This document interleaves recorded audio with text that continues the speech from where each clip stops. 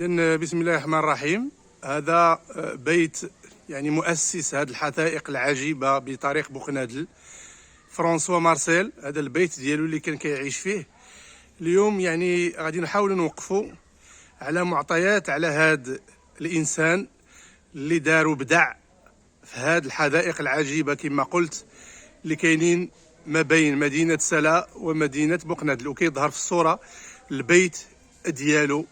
وان شاء الله غادي نحاولوا باش نستضيفوا مختص في المجال باش يشرح لنا يعني معطيات مرتبطه بهذه الشخصيه وبما فعلته في تاريخ هذه الحديقه بهذه المنطقه. بسم الله، السلام عليكم. احنا كما قلت بانه كنتواجدوا في البيت ديال فرانسوا مارسيل اللي يعني اسس هذه الحدائق العجيبه. استاذ بغيتك تعطينا معطيات على هذه الشخصيه هذه. مرحبا. هاد مارسيل فرانسوا بعد اول شيء قبل ما يجي معنا المغرب كانت عنده حديقه في فرنسا، كان كيهتم بهذيك النباتات المائيه ديال البيوت الزجاجيه، لان المناخ ديال فرنسا بارد، الجو ديالو بارد، وبدا كيدير منها التكاثر. ولكن جات الحرب العالميه الثانيه، الالمان كانت غزات فرنسا ودمرت له هذاك الشيء.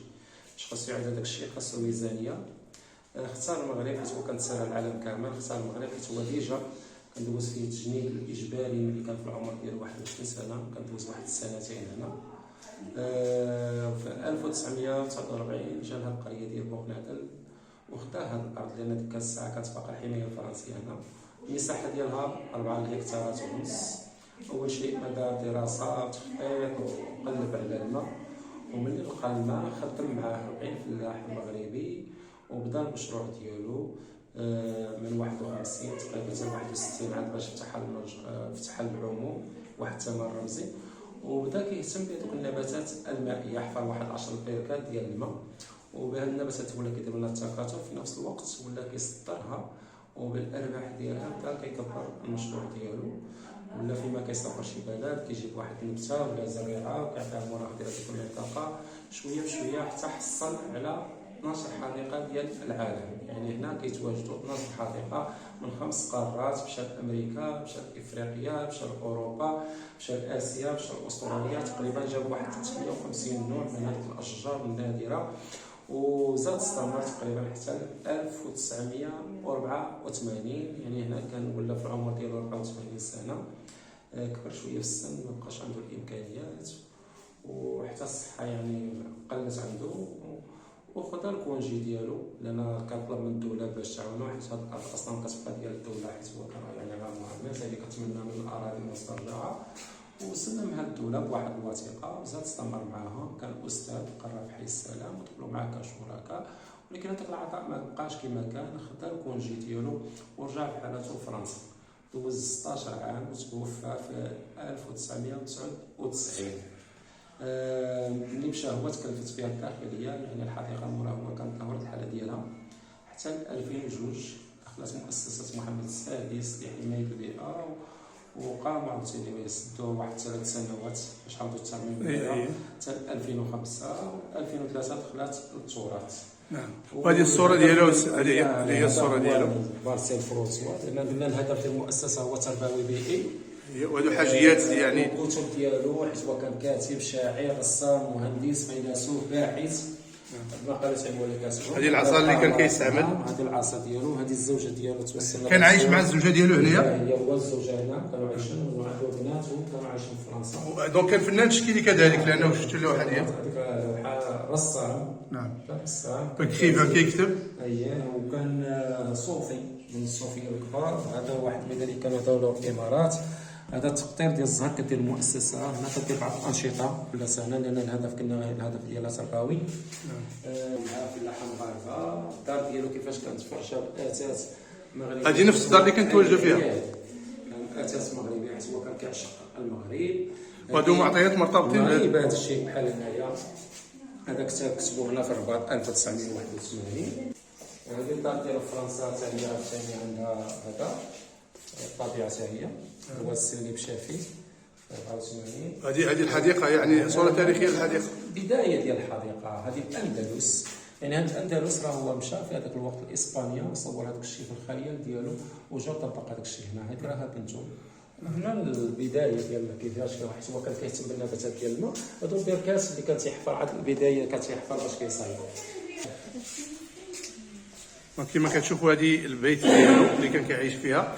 هذه الخريطه ديال العالم. شنو اشرح لنا شويه هذه الخريطه بس الله يرحمه. خمس قارات نظام بالنسبه للعالم المدينه بحال كاينه امريكا، بحال افريقيا جاب منها الاشجار، بحال اوروبا حتى هي، بحال اسيا حتى هي جاب منها، بحال عرفتي بحال استراليا، بحال الشجره هذه شجره نادره سميتها ميلاروكا، تيقول لها شجره الملاكم، يعني كانوا كيستعملوا الملاكمه كيديروا فيها، وفي نفس الوقت كانوا كيستعملوا الاوراق ديالها الكيس. وهذه اغلى يعني هاد النباتات اللي كاينين في هذه الخريطه حاول يستوطنهم هو في هذه الحديقه هذه.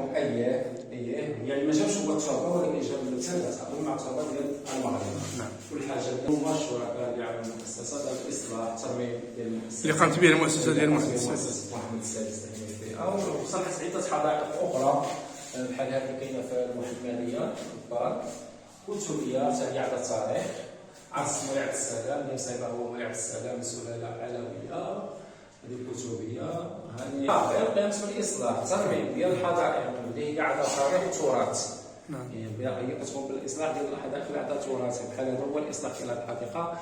صراحه عاوتاني لجنه السبيل كاينين في فاس، هذه السيده هنا كلها زجاج، كنلقاو النوافذ ديال الدجاج، ابواب الصالون ديال الدجاج. هذا السيد هذا ما كانش كيحس براسو، يعني راه عايش في الطبيعه ديما في الطبيعه، خاصو ضروري يشوف الطبيعه.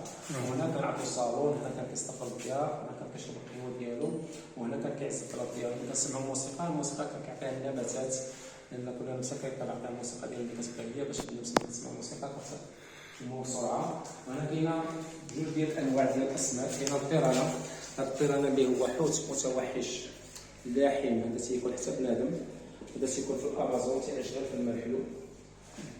راهم تيكونوا بزاف، بقره تيقدروا ياكلوا 15 دقيقه، هما تيكونوا كثار يعني بالحجم الكبير. الحجم الكبير. ودابا هنايا كاين 4 ديال الانواع، كاين سكالير اللي هو هذا، سكالير هو هذا، سكالير هو هذا، هو هذا البيض، هذا البلاتي. البلاتي هو هذا الصغير، كيسيوني هما هذوك اللي فيهم الخطوط الغوز وهذا. وكاين واحد الحوت اللي تيقولوا له كوريدورا، هي هذه خاصه بالنظافه، هي هذا الحوت هذه هي شوف اش كتنظف، هي كتنظف.